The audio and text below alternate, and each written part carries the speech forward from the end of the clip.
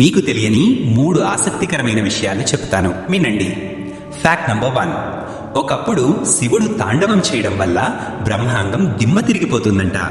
అందుకే శివుడి తాండవం ఆగిపోవాలని దేవతలు వేడుకున్నారు. అప్పుడు శివుడు ఇలా అన్నాడు, నేను తాండవం ఆపేస్తే సృష్టి ఆగిపోతుంది, అందుకే నా తాండవం వల్లే జీవనం నడుస్తుంది అని అన్నాడు.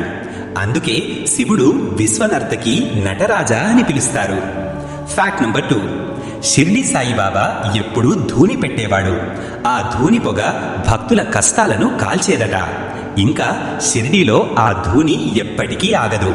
ఆ అగ్గితో తీసే ఉడి ఇప్పటికీ భక్తులకు ఆశీర్వాదం. Fact number 3.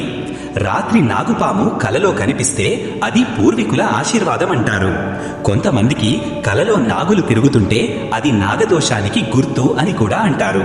కానీ నాగపూజతో వంశబలం పెరుగుతుందనే విషయం ఎవరికీ తెలియదు.